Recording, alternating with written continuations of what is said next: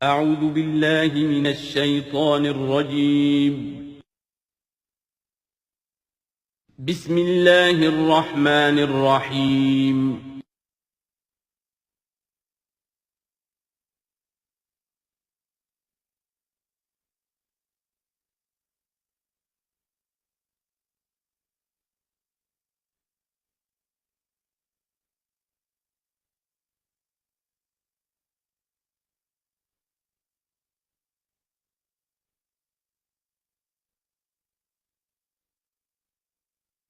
وَلَقَدْ أَرْسَلْنَا نُوحًا إِلَىٰ قَوْمِهِ إِنِّي لَكُمْ نَذِيرٌ مُّبِينٌ أَلَّا تَعْبُدُوا إِلَّا اللَّهَ إِنِّي أَخَافُ عَلَيْكُمْ عَذَابَ يَوْمٍ أَلِيمٍ صدق اللہ العظیم۔ سورہ ہود میں بھی اب جیسا کہ پہلے عرض کیا جا چکا ہے 6 رکوع جو ہیں انباء الرسل پر مشتمل ہے۔ جیسا کہ اس سے پہلے کئی مرتبہ عرض کر چکا ہوں، یہ 6 رسولوں کے حالات ہیں جو قرآن مجید میں کئی بار آئے ہیں۔ سب سے پہلے حضرت نوح علیہ السلام، پھر حضرت ہود، پھر حضرت صالح، پھر حضرت لوط، پھر حضرت شعیب اور پھر حضرت موسیٰ علیہ السلام۔ تو یہ جو نقشہ آپ کے سامنے اس وقت موجود ہے، اس سے آپ کو اندازہ ہو جائے گا کہ یہ پورا یوں سمجھیے ارض القرآن ہے۔ یہ قرآن مجید میں جن رسولوں کے حالات آئے ہیں وہ سب کے سب جو ہیں وہ اس خطے کے اندر وہ مبعوث کیے گئے۔ یہ داہنی طرف جو ہے وہ بحر جو خلیج فارس ہے، یہ خلیج فارس سیدھا اوپر اگر لکیر چلی جائے گی اور ادھر سے یہ جو بحر قلزم ہے، اس کے جو یہ اوپر جا کے 2 کھاڑیاں بن گئی ہیں، تو وہ جو ہے خلیج عقبہ آخر میں اوپر اس سے لکیر جائے گی۔ تو یہ دونوں لکیریں جہاں جا کر مل جائیں گی، وہ اس نقشے میں ابھی نظر نہیں آ رہا، ذرا نیچے کیجیے تو شاید نظر آ جائے گا۔ یہ جگہ ہے جہاں پہ وہ سرخ نشان بنا ہوا ہے، یہ علاقہ ہے جہاں کہ حضرت نوح علیہ السلام کی قوم آباد تھی، اور معلوم ہوتا ہے کہ اس وقت تک نسل انسانی صرف اسی علاقے میں تھی۔ یہیں پر عذاب آیا ہے، بہت بڑا جو طوفان آیا ہے، اور اسی سے ذرا اور اوپر چل کر شمال کی طرف پہاڑی علاقہ ہے کوہ ارارات، اور اسی میں کوہ جودی ہے۔ یہ علاقہ ہے وہ کہ جس کے اندر حضرت نوح علیہ السلام کی قوم آباد تھی۔ اس کے بعد جب وہ حضرت نوح علیہ السلام اور ان کے جو بھی بیٹے تھے وہ بچ کر جب آباد ہوئے ہیں، تو پھر ان کا ایک بیٹا جو ہے حضرت سام، وہ عراق میں آ کر آباد ہو گئے۔ یہ جو سفید سا آپ کو نظر آ رہا ہے یہ عراق کا علاقہ ہے، یعنی اسی علاقے سے ذرا نیچے اترے اور عراق میں آباد ہو گئے۔ حضرت سام کی نسل میں پھر بہت سی قومیں پیدا ہوئی ہیں، تو انہی میں سے پھر ایک قوم ہے جو نیچے آئی ہے جزیرہ نما عرب کے بالکل جنوب میں۔ یہ جو علاقہ ہے یہاں پر یہ قوم، یہ احقاف کا علاقہ کہلاتا ہے، اور یہاں پر قوم ہود، اس قوم کا نام عاد ہے۔ حضرت سام کی نسل ہی میں سے کوئی بہت بڑا سردار اٹھا جس کا نام عاد تھا، اور عاد کی سے پھر ایک نسل، ایک قوم شروع ہو گئی، وہ اس علاقے میں آباد تھی۔ اس کے ہاں جب شرک وغیرہ پیدا ہو گئے اور خرابیاں پیدا ہو گئیں تو اللہ تعالیٰ نے بہت سے نبی بھیجے، پھر آخر ایک رسول بھیجا اور وہ حضرت ہود علیہ السلام ہے۔ ان کی دعوت کو رد کیا، یہ ہلاک کر دیے گئے۔ یہاں سے حضرت ہود اپنے ان ساتھیوں کو لے کر نکلے، اور عرب کے تقریباً وہ وسط میں وہ علاقہ ہجر کا علاقہ کہلاتا ہے، اس علاقے میں آ کر آباد ہو گئے۔ یہاں ان کے ہاں ایک بڑی شخصیت ابھری جس کا نام سمود تھا، تو اس سے یہ قوم سمود مشہور ہوئی ہے۔ انہوں نے میدانوں کے اندر محل بنائے، اور ساتھ ہی یہ ہے کہ جو پہاڑی علاقہ ہے بہت سخت گرینائٹ راکس ہیں، ان کو تراش کر ان کے اندر بھی مکان بنائے۔ یہ قوم سمود ہے۔ تو قوم نوح، قوم ہود، قوم سمود، یہ تینوں قومان جو ہیں حضرت ابراہیم علیہ السلام سے پہلے کی ہیں۔ اب پھر لوٹیے عراق کی طرف۔ عراق ہی میں جو قوم باقی رہی انہی میں حضرت ابراہیم علیہ السلام کی بعثت ہوئی ہے۔ لیکن حضرت ابراہیم علیہ السلام کے بارے میں یہ انداز جو انباء الرسل کا ہے وہ قرآن مجید میں کہیں نہیں ہے۔ یہاں پہ آپ دیکھیں گے سورہ ہود میں ان کا تذکرہ آئے گا، لیکن وہ قصص النبیین کے انداز میں تذکرہ آئے گا، انباء الرسل کے انداز میں نہیں آئے گا۔ حضرت ابراہیم یہاں سے، اور یہاں سے پھر انہوں نے ہجرت کی عراق سے اور شام چلے گئے، پورا صحرا کراس کر کے شام میں جا کر، اور وہاں سے پھر انہوں نے اپنے بیٹے کو اسحاق کو آباد کیا۔ وہ جو سرخ نشان نظر آ رہا ہے آپ کو، یہ فلسطین کا علاقہ ہے۔ ایک بیٹے کو حضرت اسماعیل علیہ السلام کو یہاں مکے میں لا کر آباد کیا۔ اچھا، اس اپنے بھتیجے جو حضرت لوط علیہ السلام ان کے ساتھ ہی آئے تھے، ہجرت کی تھی انہوں نے، عراق سے اور شام پہنچے تھے، ان کو بھیجا ہے بحیرہ ڈیڈ سی جو ہے، بحیرہ مردار، اس کے کنارے پر یہ شہر آباد تھے، عمورہ اور صدوم، وہاں بھیجا ہے۔ تو انباء الرسل کے ضمن میں پھر قوم سمود کے بعد ذکر آئے گا تو وہ قوم لوط کا آئے گا۔ البتہ حضرت ابراہیم علیہ السلام ہی کی ایک تیسری بیوی قطورہ، ان کی اولاد میں سے مدین نام کے بھی ایک تھے، اور ان سے جو قوم چلی قوم مدین، وہ خلیج عقبہ کے داہنی طرف جو ہے مشرق میں، یہ یہاں آباد ہوئے۔ یہ علاقہ ہے ان کا جہاں پہ کہ حضرت شعیب علیہ السلام کو بھیجا گیا، اس علاقے میں، یہ مدین کا علاقہ ہے، اس میں حضرت شعیب علیہ السلام بھیجے گئے۔ اب یہ جو سینائی پیننسولا ہے، تو ادھر جو ہے مصر ہے، وہ دریائے نیل نظر آ رہا ہے۔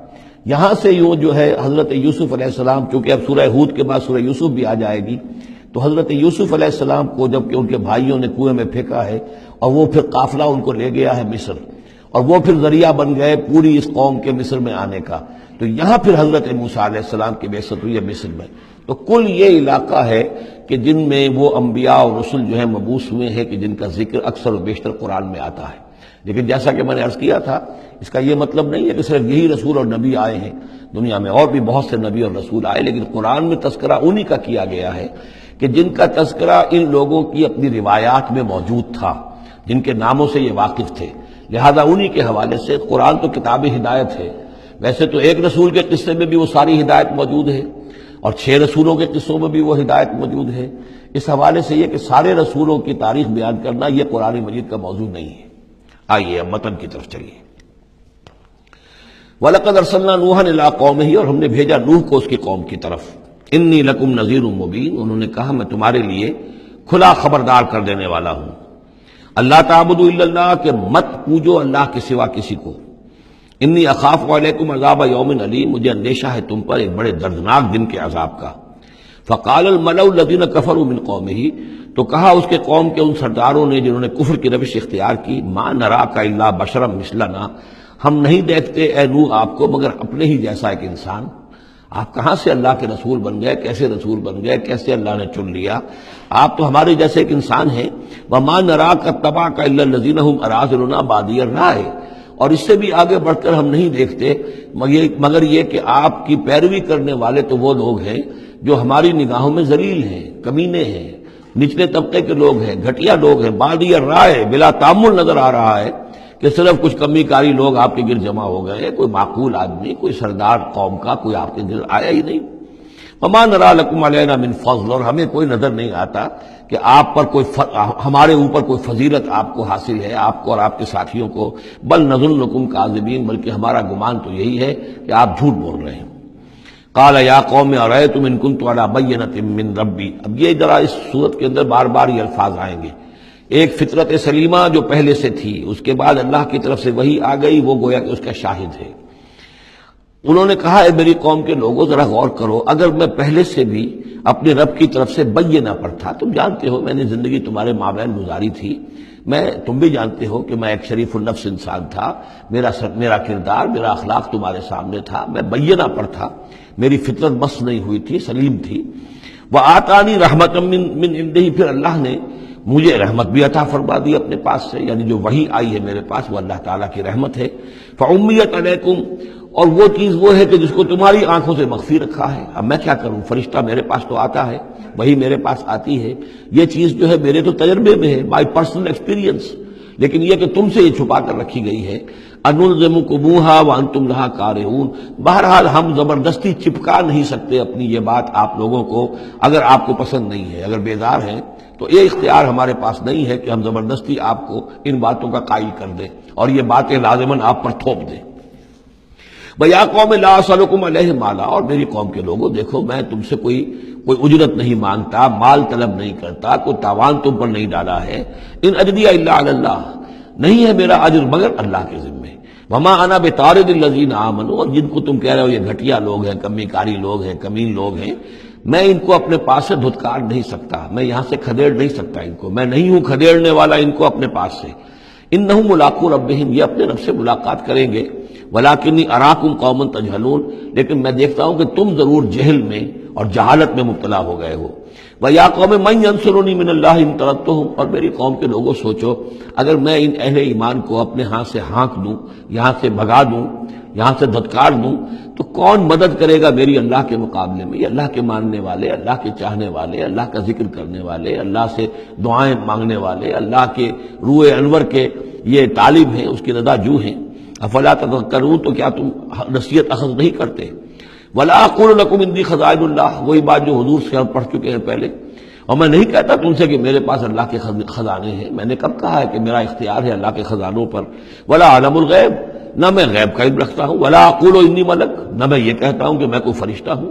ولا اقول للذین تزدری اعینکم، اور نہ میں یہ کہتا ہوں ان لوگوں کے بارے میں جنہیں تمہاری آنکھیں حقیر دیکھ رہی ہیں، تم حقارت کے ساتھ دیکھ رہے ہو. لن یؤتیہم اللہ خیرا، میں تو نہیں کہہ سکتا کہ اللہ تعالیٰ انہیں کوئی خیر نہیں دے گا. کیا پتا، تم اندازہ بھی نہ کر سکو کیا مقامات بلند اللہ ان کو عطا کرے گا. جنت میں یہ کس طریقے سے اللہ تعالیٰ کے فراح و ریحان و جنت و نعیم سے جو ہے وہ مشرف ہوں گے. لا اقول انی ملک ولا اقول للذین تزدری اعینکم لن یؤتیہم اللہ خیرا اللہ اعلم بما فی انفسہم، جو کچھ ان کے جیوں میں ہے، دلوں میں، اللہ خوب جانتا ہے. کس کے دل میں کتنا خلوص ہے، کتنی محبت ہے اللہ کے ساتھ، کتنی شوق ہے، کتنا شوق ہے اللہ سے ملاقات کا، تو یہ اللہ جانتا ہے. انی اذا لمن الظالمین، اگر میں تمہارے ان تانوں سے تنگ آ کر میں ان کو اپنے پاس سے اٹھا دوں، بھگا دوں، تو پھر یہ کہ میں تو خود ظالموں میں سے ہو جاؤں گا. قالوا یا نوح، انہوں نے کہا اے نوح قد جادلتنا، تم نے ہم سے خوب جھگڑا کیا. فاکثرت جدالنا، اور بہت جھگڑا کر دیا تم نے. یعنی یہ کہ جب وہ بالکل ان تمام باتوں کے جواب میں خاموش ہونے پر مجبور ہو گئے، معقول بات ہے جو جواب دیا جا رہا ہے، ان کے پاس اب کوئی جواب نہیں ہے اس کا. فاتنا بما تعدنا ان کنت من الصادقین، اب آخری بات وہی ضد اور ہٹ درمی کی، تو پھر لے آؤ جس چیز کی ہمیں دھمکی دے رہے ہو، اگر تم سچے ہو وہ عذاب لے آؤ. اب ہم جو ہے ہمارے کان پک گئے ہیں تمہارے یہ بات سنتے سنتے، اور تم سے یہ مذاکرہ اور مجادلہ اور مناظرہ جو ہے مزید ہم جاری نہیں رکھنا چاہتے. قال انما یاتیکم بہ اللہ ان شاء، انہوں نے فرمایا کہ وہ تو اللہ لے آئے گا وہ عذاب تمہارے اوپر اگر وہ چاہے گا. انما یاتیکم بہ اللہ، وہ لائے گا تمہارے اوپر اللہ انشاء اگر وہ چاہے گا. وما انتم بمعجزین، اور پھر تم اس کو تھکا نہیں سکو گے بھاگ کر، یعنی تم اسے ہرا نہیں سکو گے، تم اس سے بچ کر بھاگ نہیں سکو گے.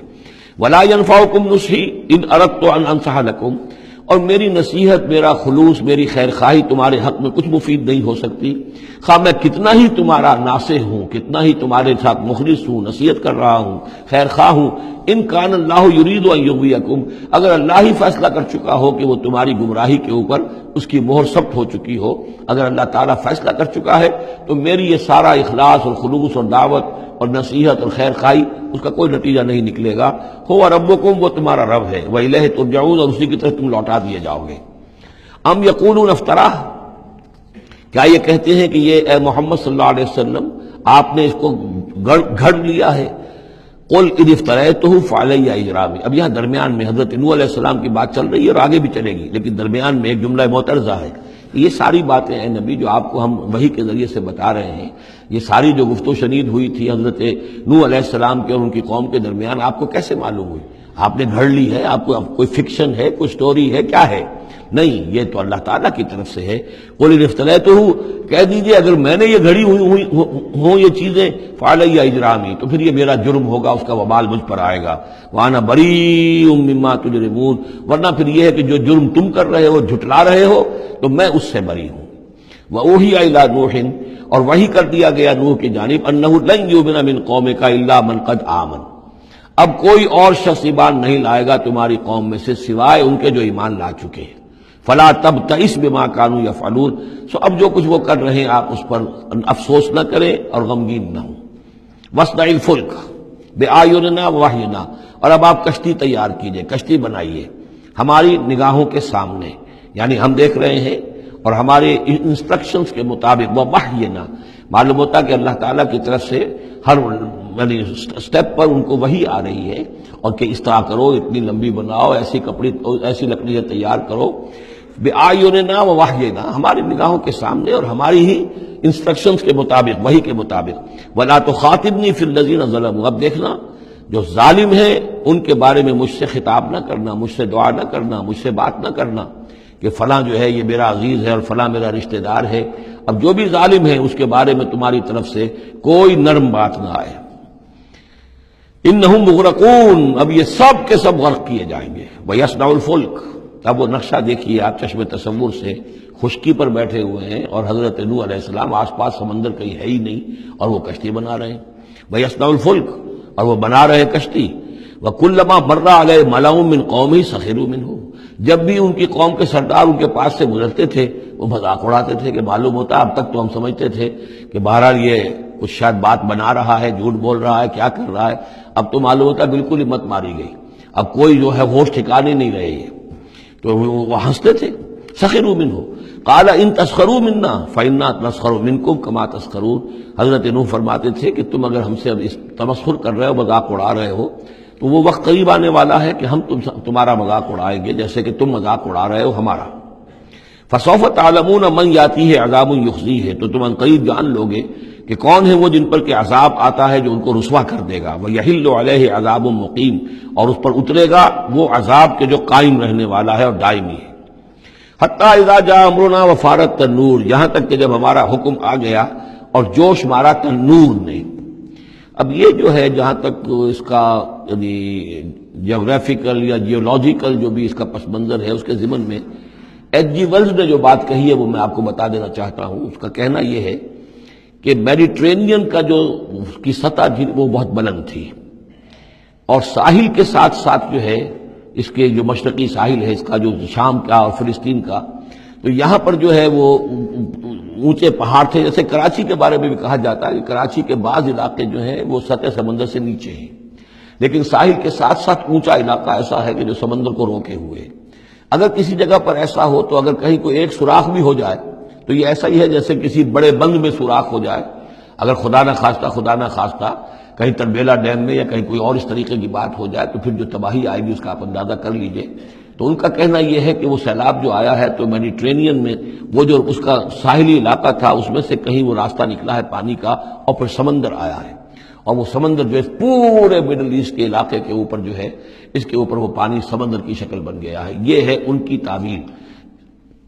اس لیے کہ تاریخی طور پر اور طبقات الارض کا جو علم ہے وہ بتاتا ہے کہ اس پورے علاقے میں ایک بہت بڑے وسیع پیمانے پر فلڈ کے آثار موجود ہیں. وہ آثار جو ہیں وہ ایسے ہیں کہ اس پورے علاقے کے اندر وہ فلڈ آیا تھا، اور اس کی یہ توجیہ ہے جو وہ لوگ کرتے ہیں. بہرحال اس میں تین چیزیں ہوئی ہیں. ایک تو یہ کہ کسی ایک جگہ سے کوئی تنور ہو سکتا ہے کہ کوئی سوراخ جو ہے، جیسے کہ آپ کو معلوم ہے بڑے بڑے جو بند ہیں ان میں بعض اوقات صرف جو چوہوں کے بل ہوتے ہیں ان کی وجہ سے سوراخ ہو جاتے ہیں. نہروں کے کناروں میں جو بند ٹوٹتا ہے نہر کا، تو کہیں کوئی چوہوں نے کوئی سوراخ کیا ہوتا اس میں سے پانی بہنا شروع ہوا اور نہر ٹوٹ گئی. اسی طریقے سے ہو سکتا ہے کہ کسی تنور کے اندر سے پہلی مرتبہ پانی نکلا ہو. پھر یہ کہ زمین کے بھی اللہ تعالیٰ نے جو ہے وہ کھول دیے سوتے اور آسمان سے بھی پانی برسا، تو یہ پانی جو ہے زمین کا اور آسمان کا پھر مل گیا، اور اس طریقے سے وہ عظیم جو ہے سیلاب آیا جس سے کہ وہ پوری قوم ہلاک ہو گئی. اور وہ کشتی جو ہے وہ بہت عرصے تک تیرتی رہی اس سمندر کے اوپر، اور پھر ہوتی ہوئی وہ کوہ ارارات میں اس کی جو ایک چوٹی ہے جودی اس پر جا کر ٹک گئی. واللہ عالم. ابھی اس پر مزید ضرورت ہے اصل میں کام کرنے کی. ویسے یہ خبریں بھی ہیں کہ بعض اوقات کوئی کشتی نما چیز دیکھی گئی ہے. یہ علاقہ جو ہے اصل میں کہ جو جہاں پہ ترکی کی سرحد ملتی ہے روس کے ساتھ، ادھر وہ آذربائیجان وغیرہ کا علاقہ ہے، ادھر پھر یہ ترکی ہے، اوپر روس کا علاقہ جو ہے، تو اس میں ادھر سے راستہ جو ہے بہت دشوار گزار ہے، چڑھ نہیں سکتے. روس کی طرف سے راستہ ہے، اس کی چوٹیوں پر بعض پائلٹس نے کہیں دیکھا ہے اور خبر دی ہے کہ کوئی بہت بڑی کشتی قسم کی شے جو ہے وہ کسی چوٹی کے اوپر رکھی ہوئی ہے.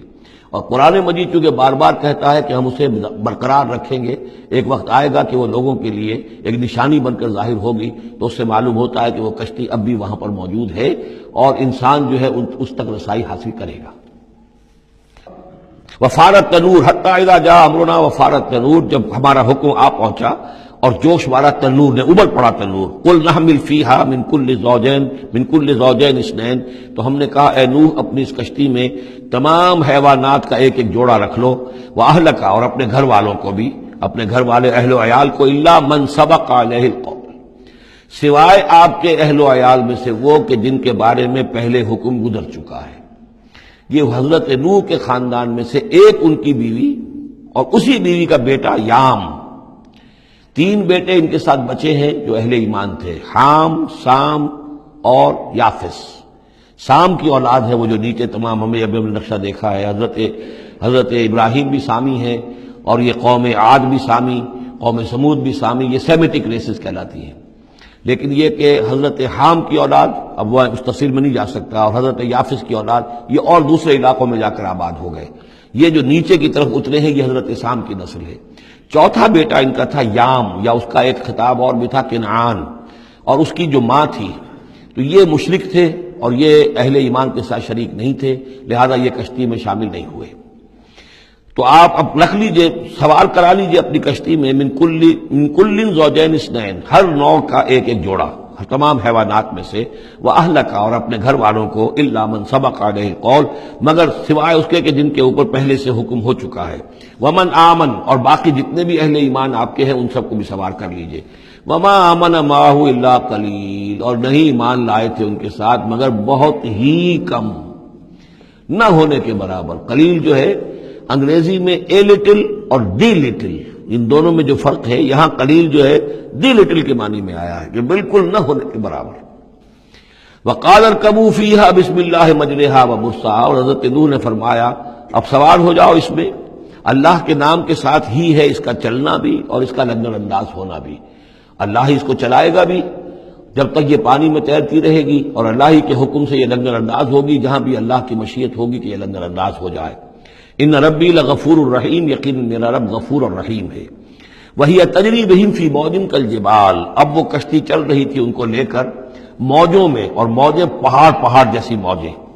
ونادى نوح ابنہ، اور نوح نے پکارا اپنے بیٹے کو، اسی کو یام کو یا کنعان کو، وکان فی معزل، اور وہ ایک کنارے کی طرف تھا، یا بنی ارکب معنا، اے میرے بیٹے آؤ ہمارے ساتھ شریک ہو جاؤ، ولا تکن مع الکافرین، اور کافروں کا ساتھ نہ دو، کافروں کے ساتھ نہ رہو بلکہ ہماری کشتی میں آ جاؤ۔ قال سآوی الی جبل یعصمنی من الماء، اس نے کہا نہیں میں ابھی اس پہاڑ کے اوپر چڑھ جاؤں گا، میں وہاں پہنچ جاؤں گا، وہ مجھے پانی سے بچا لے گا۔ قال لا عاصم اليوم من امر اللہ الا من رحم، حضرت نوح نے فرمایا نہیں، آج کے دن کوئی شے بچانے والی نہیں ہے اللہ کے امر سے سوائے اس کے جس پر اللہ ہی رحم فرما دے۔ وحال بینہم الموج، اور اسی گفتگو کے دوران ایک بڑی سی موج حائل ہوئی ان کے مابین، فکان من المغرقین، اور وہ بیٹا جو ہے ان کی نگاہوں کے سامنے غرق ہو گیا۔ وقیل یا ارض ابلعی ماءک، اور کہہ دیا گیا اے زمین اپنے پانی کو نگل جا، واپس پانی زمین کے اندر جذب ہو جائے۔ کتنا وقت لگا ہوگا یہ اللہ بہتر جانتا ہے، لیکن یہ آخر کار جو شکل بنی ہے کہ زمین کے اندر پانی جذب ہو گیا جو زمین سے آیا تھا۔ وَيَا سَمَاءُ أَقْلِعِي، اور اے آسمان تو بھی اب تھم جا، جو بھی بارش آنی تھی جو اس طوفان کے لیے، اس کو بھی اختتام کا حکم ہو گیا۔ وَغِيضَ الْمَاءُ، اور پانی سکھا دیا گیا۔ وَقُضِيَ الْأَمْرُ، اور فیصلہ چکا دیا گیا۔ وَاسْتَوَتْ عَلَى الْجُودِيِّ، اور وہ کشتی جو ہے جودی پہاڑ کے اوپر جا کر رک گئی۔ وَقِيلَ بُعْدًا لِلْقَوْمِ الظَّالِمِينَ، اور کہہ دیا گیا ہلاکت اور دوری ہے اس قوم کے لیے کہ جو ظالم تھی، یعنی اب اس کا نسیہ منسیہ ہو گئی، اب اس کا نام و نشان موجود نہ رہا۔ وَنَادَى نُوحٌ رَبَّهُ، اور پکارا نوح نے اپنے رب کو، فقال رب ان ابنی من اہلی، انہیں کہا پروردگار میرا بیٹا میرے اہل میں سے تھا، اور تیرا وعدہ تھا میرے اہل کو بچا لے گا۔ وَإِنَّ وَعْدَكَ الْحَقُّ، اور تیرا وعدہ سچا ہے۔ وَأَنْتَ أَحْكَمُ الْحَاكِمِينَ، اور یقیناً تو تمام حاکموں میں سب سے بڑا اور سب سے منصف اور سب سے عادل حاکم ہے۔ قال یا نوح انہ لیس من اہلک، انہوں نے اللہ نے جواب دیا ہے نوح وہ تمہارے اہل میں سے نہیں ہے۔ انہ عمل غیر صالح، اس کے اعمال، اس کا کردار، اس کے عقائد، اس کے نظریات غیر صالح ہیں۔ فلا تسألن ما لیس لک بہ علم، تو اب مجھ سے ان چیزوں کے بارے میں سوال نہ کرو جس کے لیے تمہارے پاس کوئی علم نہیں ہے۔ انی اعوذک ان تکون من الجاہلین، اور میں تمہیں نصیحت کر رہا ہوں کہ تم جاہلوں میں سے نہ بن جاؤ۔ یہاں وہ یاد کر لیجئے سورہ انعام کی آیت 35، اس میں حضور سے کہا گیا تھا فلا تکونن من الجاہلین، میں نے اس وقت بھی نوٹ کرا دیا تھا کہ یہ سخت ترین الفاظ یا حضور سے فرمائے گئے ہیں سورہ انعام میں، اور یہاں پر سورہ ہود میں یہ آئے ہیں حضرت نوح علیہ السلام سے خطاب کرتے ہوئے، انی اعوذک ان تکون من الجاہلین۔ سنت اس کو تسلیم نہیں کرتے، اس کی وجہ یہ ہے کہ جو قاعدہ دیا گیا ہے سورہ نور میں وہ یہ ہے کہ اللہ تعالیٰ صالح لوگوں کے لیے بیویاں بھی دیکھ دیتا ہے، اور جو خبیثات للخبیثین والخبیثون للخبیثات والطیبات للطیبین والطیبین للطیبات، تو یہ چیزیں جو ہے اس کے چونکہ خلاف جاتا ہے، اس لیے یہ کہ صرف مشرک ہونے کی حد تک کہ یہ مشرک تھے ماں بیٹا، اس لیے جو کٹے رہے، تو اسی پر اہل سنت کا اجماع ہے۔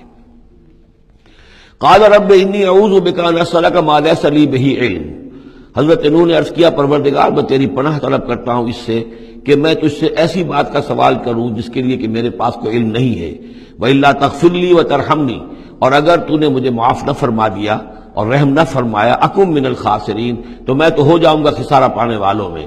قیل یا نوح بسلام منا وبرکات علیک، ہم نے کہا نوح اب اترو، اس کشتی سے اترو، بسلام منا، ہماری طرف سے سلامتی کے ساتھ، وبرکات، اور برکتوں کے ساتھ، علیکا، جو تم پر بھی ہوں گی، وعلی امم ممن معک، اور ان امتوں پر بھی ہماری یہ برکات ہوں گی کہ جو ان لوگوں کے ساتھ، جو ان کی نسل سے وجود میں آئیں گی جو تمہارے ساتھ ہیں. تو گویا کہ نسل انسانی بعد میں عام خیال یہی ہے کہ حضرت نوح علیہ السلام کے 3 بیٹوں ہی سے چلی ہے.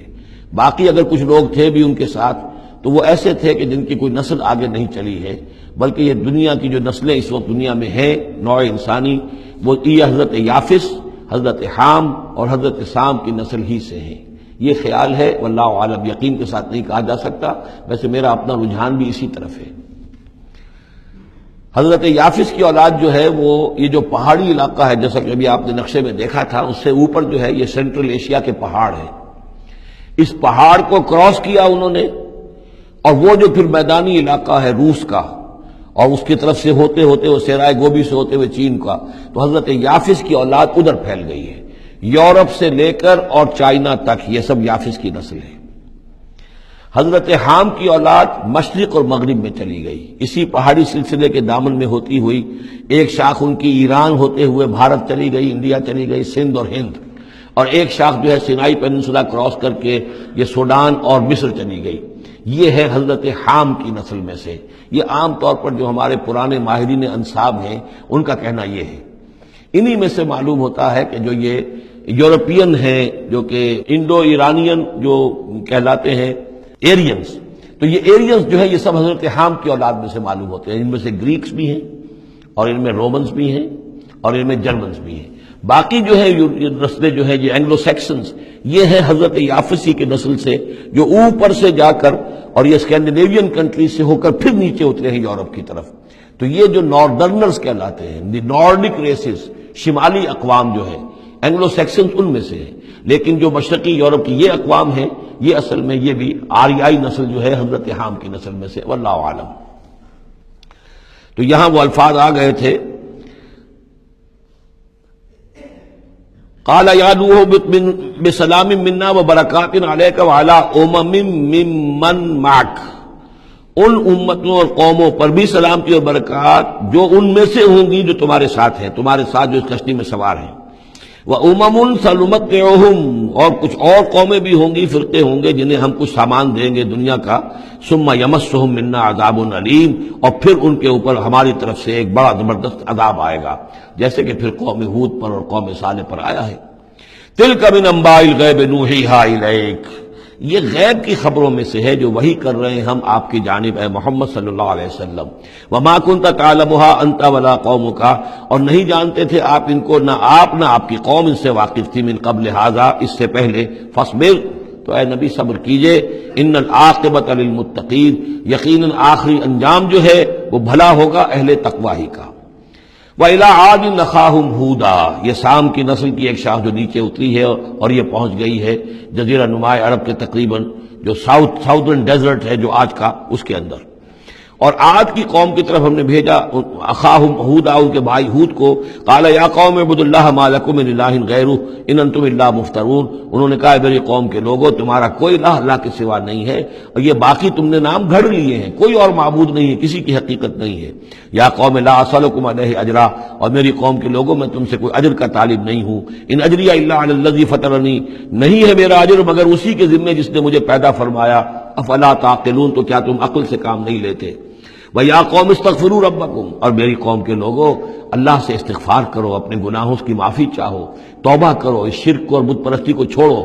ثُمَّ تُوبُوا إِلَيْهِ، پھر اس کی جناب میں رجوع کرو. يُرْسِلِ السَّمَاءَ عَلَيْكُم مِّدْرَارًا، وہ آسمان سے تم پر چھاجوں پانی برسائے گا.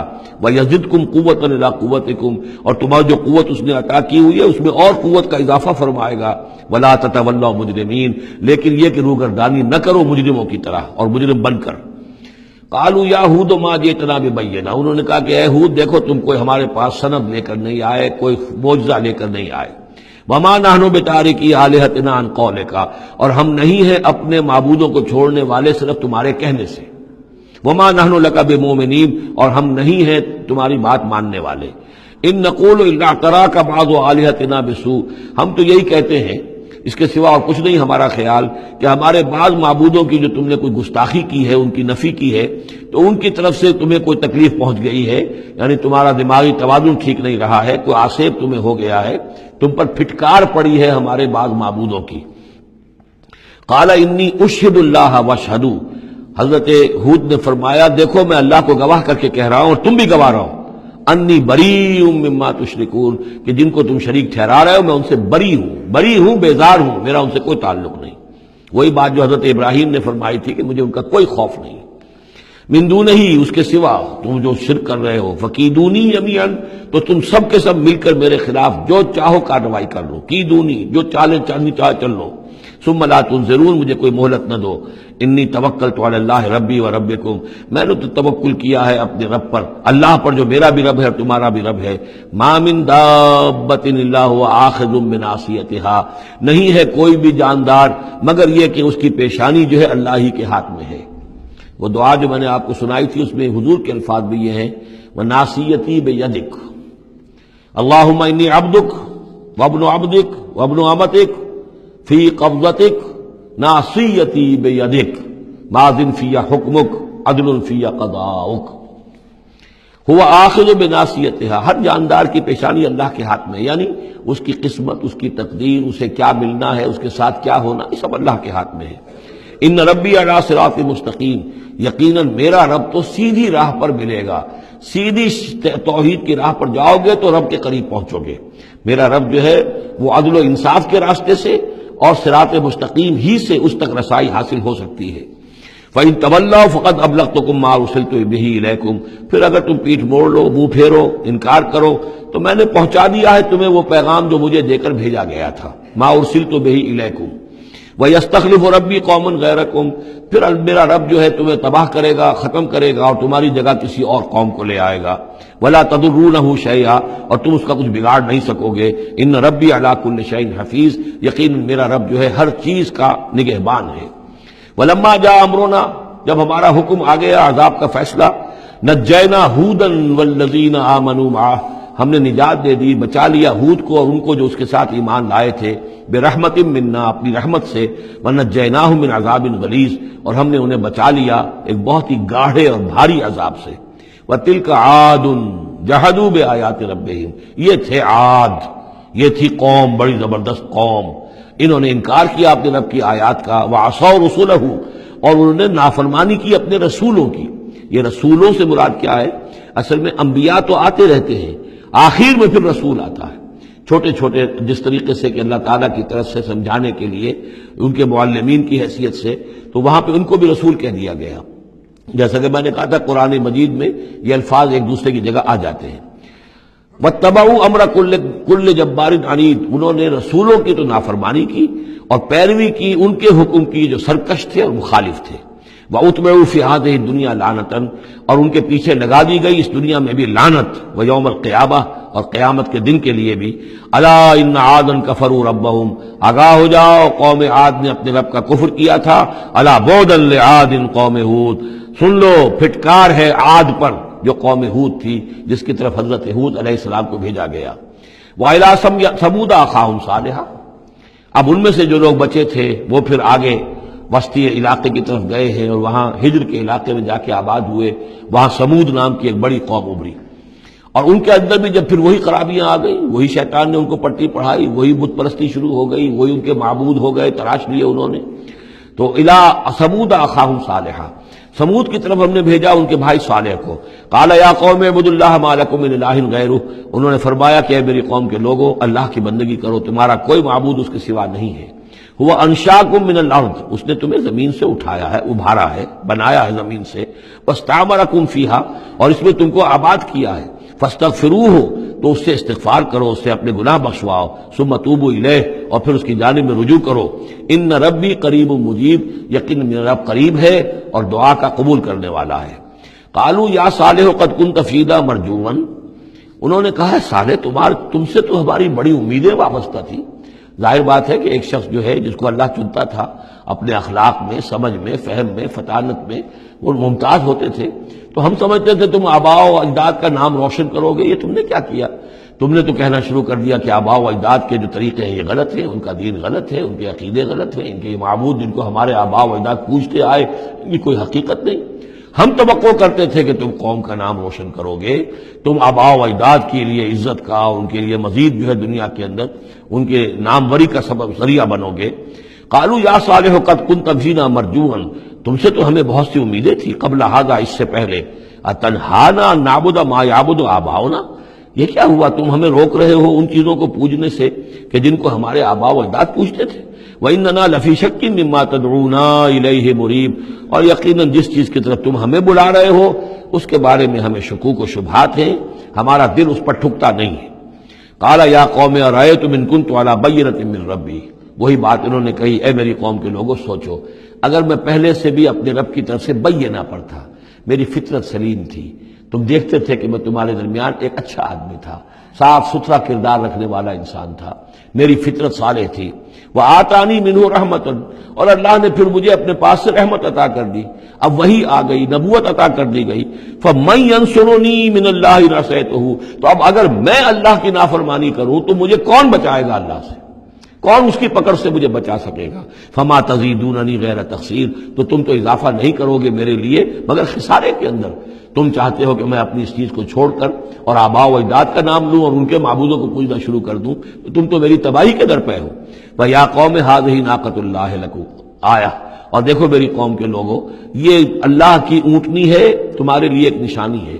فَذَرُوهَا تَأْكُلْ فِي أَرْضِ اللَّهِ، اسے چھوڑے رکھو، یہ چرتی رہے اللہ کی زمین میں، جہاں چاہے جہاں سے چاہے کھائے. وَلَا تَمَسُّوهَا بِسُوءٍ، اور دیکھنا کسی برے ارادے سے اس کو ہاتھ نہ لگانا. فَيَأْخُذَكُمْ عَذَابٌ قَرِيبٌ، تو پھر تمہیں آ پکڑے گا وہ عذاب کہ جو اب دور نہیں ہے، قریب ہی ہے. فَعَقَرُوهَا، تو انہوں نے اس کی کونچیں کاٹ ڈالی، اس کو ہلاک کر دیا. فَقَالَ تَمَتَّعُوا فِي دَارِكُمْ ثَلَاثَةَ أَيَّامٍ، حضرت صالح نے فرمایا کہ اچھا ٹھیک ہے، اب تم اپنے گھروں کے اندر جو بھی کھانا پینا ہے، رچنا بسنا ہے، تین دن تک رہ لو اور بس لو. ذَلِكَ وَعْدٌ غَيْرُ مَكْذُوبٍ، یہ وہ وعدہ ہے کہ جو جھوٹا ثابت نہیں ہوگا.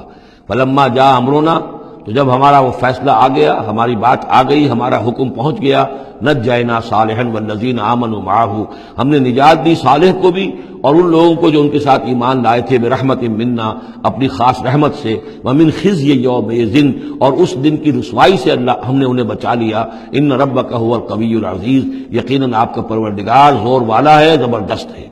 وَأَخَذَ الَّذِينَ ظَلَمُوا الصَّيْحَةُ، اور ان ظالموں کو، مشرکوں کو، کافروں کو پکڑ لیا ایک ہولناک آواز نے، چنگھاڑ آئی. فَأَصْبَحُوا فِي دِيَارِهِمْ جَاثِمِينَ، تو وہ اپنے گھروں کے اندر اوندھے پڑے رہ گئے. كَأَن لَّمْ يَغْنَوْا فِيهَا، ایسے ہو گئے جیسے کبھی یہاں آباد تھے ہی نہیں، کبھی یہاں کوئی رہتا تھا ہی نہیں. أَلَا إِنَّ ثَمُودَ كَفَرُوا رَبَّهُمْ، آگاہ ہو جاؤ، سمود نے اپنے رب کا کفر کیا. أَلَا بُعْدًا لِّثَمُود، آگاہ ہو جاؤ، پھٹکار ہے سمود پر. وَلَقَدْ جَاءَتْ رُسُلُنَا إِبْرَاهِيمَ بِالْبُشْرَىٰ، اب یہاں حضرت ابراہیم کا ذکر آ رہا ہے. میں نے کہا تھا کہ 3 رسول پری ابراہمک، نوح، ہود، صالح. 3 رسول کو ہم کہہ سکتے ہیں پوسٹ ابراہمک، اگرچہ ان میں سے ایک جو ہے وہ ہم عصر ہیں.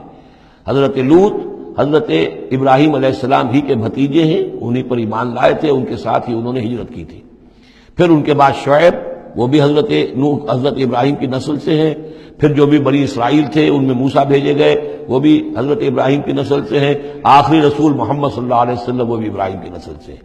لیکن یہ کہ ان میں 3 کا ذکر کرنے کے بعد اب ابراہیم کا ذکر ہو رہا ہے. یہاں سورہ انعام میں وہاں جو پہلا جوڑا تھا حضرت ابراہیم کا ذکر جو ہے وہ اس انباء الرسل میں سے بالکل نکال کر لے گئے تھے اور وہ قصص النبیین کے انداز میں سورہ انعام میں آ گیا تھا. یہاں اس جوڑے میں فرق یہ ہے کہ حضرت ابراہیم کا ذکر بھی یہاں شامل کر دیا گیا، لیکن فرق وہی ہے، یہ وہ انباء الرسل کا نہیں، حضرت نوح، حضرت ہود، حضرت صالح، حضرت لوط، حضرت شعیب کے انداز میں ذکر نہیں ہے، بلکہ ایک انداز ہے کہ حضرت لوط علیہ السلام جن شہروں کی طرف بھیجے گئے تھے اور اس کی وہاں پہ بسنے والوں نے ان کی بات ماننے سے انکار کیا، تو جو عذاب الہی لے کر جو فرشتے آئے تھے جنہیں بھیجا گیا تھا، وہ پہلے آئے حضرت ابراہیم کے ہاں، اور وہاں حضرت اسحاق کی ولادت کی انہوں نے خوشخبری دی حضرت سارہ کو. بس یہ ایک واقعہ بیان کیا درمیان میں، ورنہ اصل مسئلہ جو ہے وہ حضرت لوط کا شروع ہوگا. انباء الرسل کے اعتبار سے جو معاملہ ہے وہ حضرت لوط کا واقعہ ہے. وَلَقَدْ جَاءَتْ رُسُلُنَا إِبْرَاهِيمَ بِالْبُشْرَىٰ، اور ہمارے فرشتادے، ہمارے ایلچی فرشتے ہمارے بھیجے ہوئے آئے ابراہیم کے پاس بشارت دینے کے لیے. قالوا سلاما، انہوں نے آ کر کہا سلام. قال سلام، حضرت ابراہیم نے بھی سلام کا جواب سلام سے دیا. فما لبث ان جاء بعجل حنیذ، تو پھر ذرا بھی دیر نہ کی، فوراً گئے اور ایک تلا ہوا بچڑا ان کی ضیافت کے لیے لا کر سامنے رکھ دیا. فلما رأى أيديهم لا تصل إليه، تو جب انہوں نے دیکھا کہ ان کا تو ہاتھ آگے بڑھ ہی نہیں رہا اس بچڑے کا گوشت کھانے کے لیے، آمادہ ہی نہیں ہے، نکرہم، تو اب وہ کچھ کھٹکے دل میں کہ یہ ہے کون. اس زمانے میں رواج یہ ہوتا تھا کہ دشمن جب آتے تھے کسی کو قتل کرنے کے لیے تو اس کا نمک نہیں چکھتے تھے، نمک خوار ہو جائیں گے تو پھر کیسے قتل کریں گے. تو ایک تو اندیشہ یہ ہوا کہ یہ کسی برے ارادے سے آئے ہیں جو میری یہ ضیافت قبول نہیں کر رہے. نکرہم وأوجس منہم خیفہ، اور ان کے دل میں، حضرت ابراہیم کے دل میں ان کی طرف سے ایک خوف پیدا ہو گیا. قالوا لا تخف، انہوں نے کہا نہیں آپ ڈریے نہیں. انا ارسلنا الی قوم لوط، اصل میں تو اللہ کے ہم فرشتے ہیں، بھیجے گئے ہیں قوم لوط کی طرف. اب وہ آخری فیصلہ اس کا جو ہے وہ ہمیں چکانا ہے. وامرأتہ قائمۃ فضحکت، ادھر کہیں حضرت سارہ بھی پیچھے کہیں کھڑی ہوئی ہوں گی پردے کے پیچھے، وہ اس پر ہنس پڑی. مطلب یہ کہ حضرت ابراہیم کی جو حالت انہوں نے دیکھی کہ میرا شوہر خوفزدہ ہو گیا تھا تو اس کے اوپر کچھ ان کا معاملہ ہوا. فضحکت، وہ ہنسی. فبشرناہا باسحاق، تو ہم نے انہیں بشارت دی اسحاق کی، یعنی فرشتوں نے ان کو بشارت دی اسحاق کی. حضرت اسماعیل کی ولادت ہو چکی ہے، لیکن حضرت اسماعیل کو تو حضرت ابراہیم جا کر چھوڑ آئے ہیں اور وہ تو مکے میں آباد ہے. حضرت سارہ کی اولاد ہوئی نہیں تھی. اصل جو خاندانی بیوی تھی ان کی وہ تو حضرت سارہ تھی. حضرت ہاجرہ جو ہیں وہ تو بادشاہ مصر نے ان کی خدمت میں ان کو پیش کیا تھا، اسی لیے ان کو لونڈی بھی کہہ دیتے ہیں. یہ حالانکہ وہ شہزادی تھی، وہ بادشاہ کے ہاں شاہی خاندان کی خاتون تھی ہاجرہ سلام علیہا. لیکن یہ کہ یہ یہودی کہتے ہیں کہ وہ تو لونڈی تھی، کنیز تھی. تو چونکہ اولاد نہیں ہوئی تھی حضرت سارہ کے ہاں، تو حضرت سارہ ہی نے کہہ کر پھر حضرت ابراہیم سے کہا تھا کہ آپ تعلق قائم کریں ہاجرہ سے، شاید اللہ تعالیٰ آپ کو ہاجرہ سے اولاد دے دے. لیکن جب وہ اولاد ہو گئی حضرت اسماعیل، تو پھر وہ جو عورت کی ایک فطرت ہے اور مزاج ہے، تو ان کے لیے کھلنے لگی یہ بات کہ مجھے اللہ نے اولاد نہیں دی. اب ظاہر بات ہے کہ حضرت ابراہیم کی توجہ زیادہ ہو گئی ہوگی حضرت ہاجرہ کی طرف، اپنے بیٹے کی طرف. تو پھر وہ ذریعہ بن گیا کہ انہوں نے کہا کہ انہیں چھوڑ کر آؤ، اور اللہ کے حکم سے حضرت ابراہیم نے حضرت ہاجرہ کو اور حضرت اسماعیل کو وہاں بیت اللہ کے پاس، یا بیت اللہ جہاں بعد میں تعمیر ہونا تھا اس کی صرف بنیادیں اس وقت تھیں لیکن کوئی نشان اور نہیں تھا، وہاں چھوڑ دیا. اب یہاں جو ہے اولاد ہو رہی ہے، ان کی بشارت دی جا رہی ہے. تو حضرت اسحاق چھوٹے ہیں حضرت اسماعیل سے. فضحکت فبشرناہا باسحاق ومن وراء اسحاق یعقوب، اور یہ بھی کہا کہ پھر اسحاق کے بعد اسحاق کے ہاں ایک بیٹا ہوگا یعقوب، وہ بہت ہی ہمارے ہاں اس کا درجہ بہت بلند ہوگا. یعنی بیٹے کی بشارت، پھر پوتے کی بشارت. قالت یا ویلتا آلد وانا عجوز وہذا بالی شیخا، انہوں نے کہا ہائے میری خرابی، کہ اب میں جنوں گی جبکہ میں ہو چکی ہوں نہایت بوڑھی، اور میرا یہ شیخ جو ہے، میرا یہ جو شوہر ہے یہ بھی شیخ ہے، یہ بھی ضعیف ہے، بوڑھا ہو چکا ہے. ان ھذا لشیء عجیب، یہ تو بڑی عجیب بات جو آپ بتا رہے ہیں، یہ خوشخبری مجھے دے رہے ہیں اس بڑھاپے کی عمر میں کہ میرے ہاں بیٹا ہوگا. قالوا اتعجبین من امر اللہ، ان فرشتوں نے کہا کہ کیا آپ تعجب کرتی ہیں اللہ کے معاملے میں؟ اللہ کا فیصلہ ہے، اللہ جیسے چاہے پیدا کرے. ہم اللہ کی طرف سے خوشخبری دے رہے ہیں، اپنی طرف سے نہیں دے رہے. رحمت اللہ وبرکاتہ علیکم اہل البیت، اے نبی کے گھر والوں تم پر اللہ کی رحمت ہو، اس کی برکتیں ہیں. اب یہاں اہل البیت کو سمجھ لیجئے کس کے لیے ہے؟ حضرت سارہ کے لیے. اہل بیت رسول ازواج مطہرات ہیں، ان کی ایکسٹینشن ہے جو حضور نے کہا ہے اللہم ہؤلاء اہل بیتی، اے اللہ یہ بھی میرے اہل بیت ہیں. حضرت فاطمہ، حضرت علی، حضرت حسن، حضرت حسین، وہ بھی اہل بیت میں، یہ ایکسٹینشن ہے. اہل بیت اصلاً نبی کی بیوی، یہاں پر کس کے لیے آ رہا؟ حضرت سارہ کے لیے. گھر والے، ہم کہتے بھی ہیں گھر والے کون ہوتے ہیں؟ گھر والی تو بیوی ہوتی ہے. قالوا اتعجبین من امر اللہ رحمت اللہ وبرکاتہ علیکم اہل البیت انہ حمید مجید، یقیناً اللہ حمید ہے اور مجید ہے، بہت بزرگ ہے، بڑائیوں والا ہے، اور اپنی ذات میں ستودہ صفات ہے. فلما ذهب عن ابراہیم الروع، جب ابراہیم کا خوف جاتا رہا، وجاءت البشریٰ، اور یہ بشارت پہنچ گئی، ان کے لیے خوشی کی بات تھی کہ اب سارا کے ہاں بھی اللہ تعالیٰ بیٹا عطا کرے گا۔ یجادلنا فی قوم لوط، اب اس نے جھگڑنا شروع کر دیا ہم سے قوم لوط کے بارے میں۔ یہ مجادلہ جو ہے یہ تورات میں بڑی تفصیل سے آیا ہے کہ دیکھو تم جو جا رہے ہو، اگر اس شہر کے اندر، ان بستیوں کے اندر 50 آدمی بھی راست باز ہوں گے تو کیا کرو گے؟ کیا پھر بھی ہلاک کر دو گے؟ فرشتوں نے کہا نہیں، اگر 50 آدمی وہاں ہوئے، اگر راست باز ہوئے تو ہم ہلاک نہیں کریں گے۔ اچھا دیکھو، میری کوئی حیثیت نہیں ہے، میں بہت ناچیز ہوں، لیکن میں پھر جرأت کرتا ہوں، میں اللہ سے عرض کرتا ہوں کہ اچھا ہو سکتا ہے 40 ہوں وہاں پر، تو پھر اچھا 40 بھی ہوئے تو پھر ہم ان کو بھی پھر چھوڑ دیں گے، بستیوں کے اوپر عذاب نہیں آئے گا۔ ہوتے ہوتے 5 پہ آ گئے، جس پہ کہ آخر میں کہا گیا کہ اے ابراہیم چھوڑو اب اس بات کو، اب یہ تیرے رب کا فیصلہ آ چکا۔ وہاں ایک بھی نہیں ہے، تم 5 کی بات کر رہے ہو۔ وہاں تو سوائے حضرت لوط علیہ السلام کے خود اور ان کی 2 بیٹیوں کے اور کوئی بھی نہیں تھا کہ جو ان شہروں میں سے بچا ہو۔ تو یجادلنا فی قوم لوط، اب وہ قوم لوط کے بارے میں ہم سے جھگڑنے لگے، یعنی چونکہ وہ حلیم الطبع تھے، طبیعت میں نرمی تھی، وہی جو حضور کی طبیعت میں بھی تھی، حضرت ابوبکر کی طبیعت میں بھی تھی، اس وجہ سے انہوں نے کہا کہ عذاب سے بچنے کی کوئی شکل ہو سکے۔ ان ابراہیم لحلیم اواہ منیب، 3 الفاظ جمع کر دیے گئے۔ یقیناً ابراہیم بہت ہی حلیم بھی تھا، بہت ہی نرم دل تھا، اور بہت ہی اللہ کی جناب میں رجوع کرنے والا تھا۔ یا ابراہیم عارض عن ھذا، تو اب کہا گیا ان سے کہ ابراہیم اب چھوڑیے، اب اس بات سے آپ ذرا قطع تعلق کیجئے۔ انہ قد جاء امر ربک، یہ تو اب آپ کے رب کا فیصلہ آ چکا ہے۔ وانہم آتیہم عذاب غیر مردود، اب ان پر وہ عذاب آ کر ہی رہے گا جسے لوٹایا نہیں جا سکے گا۔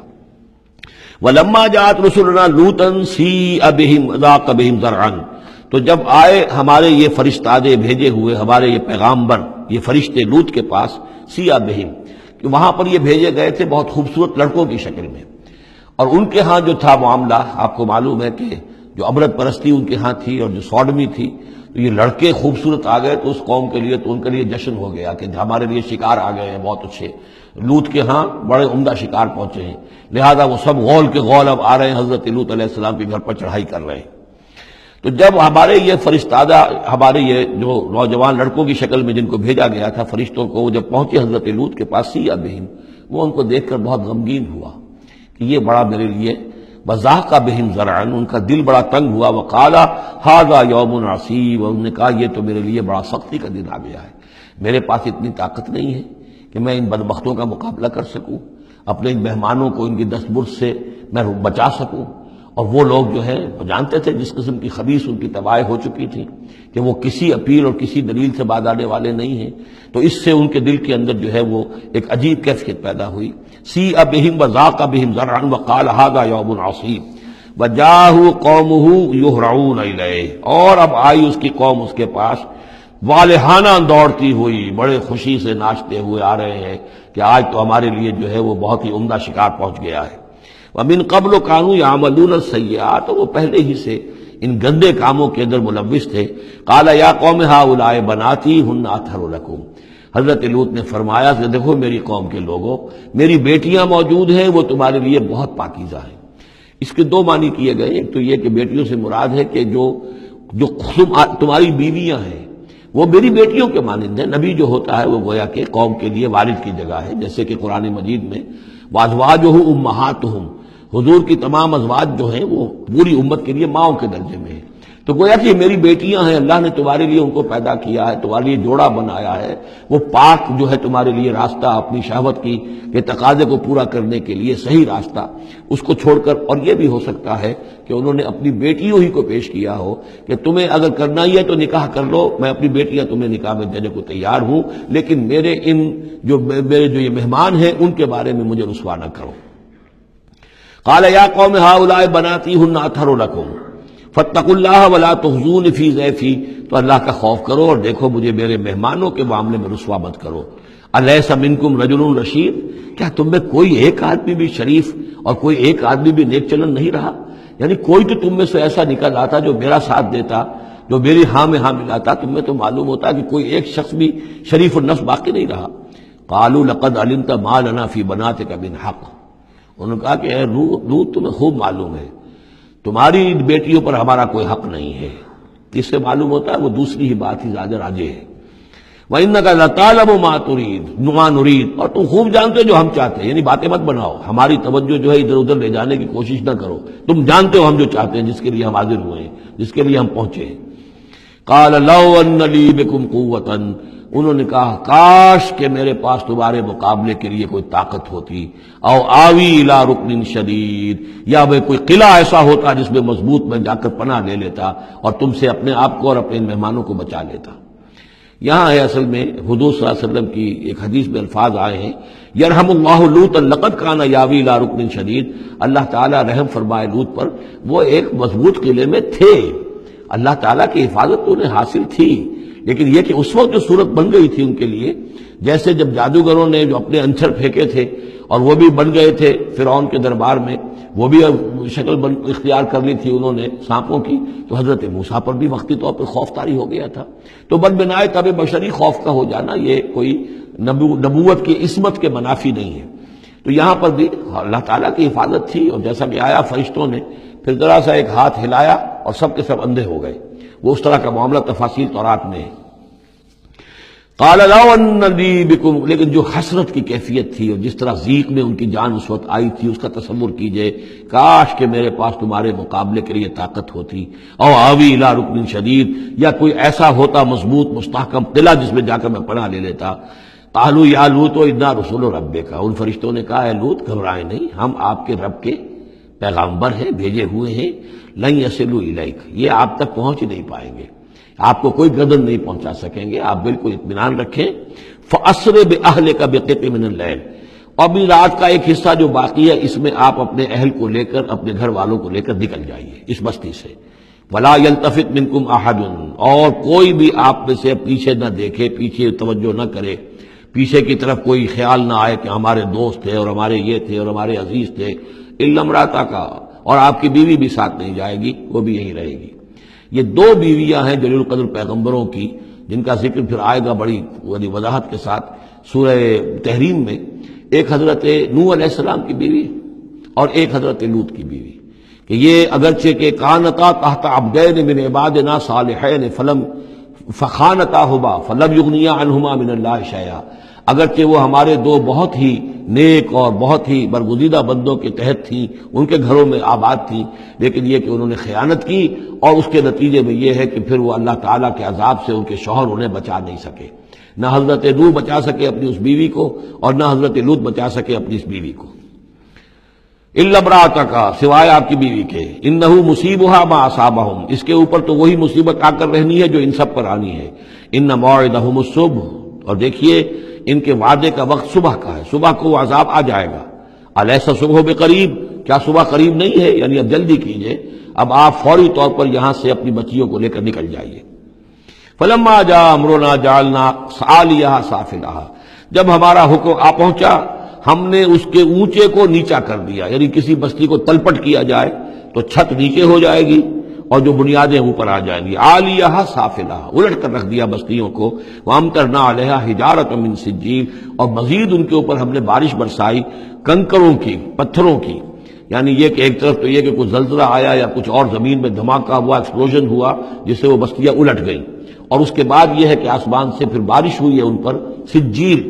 یہ سجیل اصل میں فارسی کا لفظ ہے سنگ گل، سنگ گل یعنی یہ کہ مٹی جو ہے اگر کسی صحرا کے اندر تھوڑی سی پھوار پڑے اور زیادہ تیز بارش نہ ہو تو وہ ہر قطرے کے ساتھ تھوڑی سی مٹی مل کر وہ ایک چھوٹا سا دانہ بنتا ہے، اور وہ پھر دھوپ جب پڑتی ہے تو وہ پھر پک جاتا ہے، جیسے کہ کہیں آپ اینٹیں پکاتے ہیں اپنے بھٹیوں کے اندر، یہ پھر کہلاتی ہے سنگ گل، یعنی پتھر تو ہے لیکن یہ پتھر نہیں ہے، یہ مٹی کے بنے ہوئے پتھر ہیں، کنکر ہیں، ان کنکروں کی بارش ہوئی جس کے اندر کہ اس کو بالکل دفن کر دیا گیا ان دونوں شہروں کو۔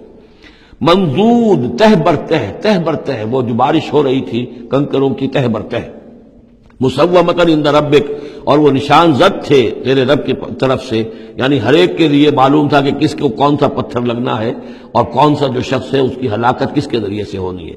وما ہی من الظالمین ببعید، اور یہ ان ظالموں سے کچھ زیادہ دور نہیں ہے، یعنی جو مشرکین مکہ ہیں، جو قریش ہیں اور عرب کے جو مشرک ہیں، ان سے یہ بستیاں کو دور تو نہیں ہیں، اس لیے کہ یہ جب جاتے تھے فلسطین کی طرف اپنے قافلے لے کر تو یہاں سے گزرتے تھے، قوم سمود کا مسکن بھی ان کے راستے میں آتے تھے، قوم مدین کا علاقہ بھی ان کے راستے میں آتا تھا، پھر یہ عمورہ اور صدوم کی بستیوں کے جو ہے یہ بھی کچھ ان کے جو آثار باقی رہ گئے تھے وہ بھی آتے تھے۔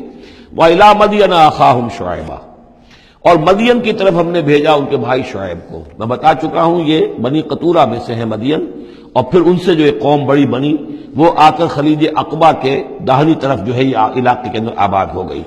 اور یہ انٹرسیکشن ہے، روڈز کا کراس روڈ ہے۔ قافلے جو جنوب سے شمال کو جاتے تھے یمن سے شام کو، اور شام سے یمن کو، وہ گزرتے تھے شمالاً جنوباً، اور قافلے جو عراق سے آتے تھے اور مصر کو جاتے تھے وہ گزرتے تھے شرقاً غرباً۔ اس طریقے سے یہ جو ہے انٹرسیکشن تھا ان قافلوں کا، تو یہاں بڑی خوشحالی ہوئی، کاروبار چمکے ان کے۔ لیکن اس قوم کے اندر پھر وہ خرابیاں آئیں جو ہم پڑھ چکے ہیں سورہ اعراف میں، کم تولنا، کم ناپنا، رہزنی کرنا، جھوٹ بولنا، دھوکہ دینا، یعنی شرک کے علاوہ۔ وَإِلَىٰ مَدْيَنَ أَخَاهُمْ شُعَيْبًا، اور مدین کی طرف ہم نے بھیجا ان کے بھائی شعیب کو۔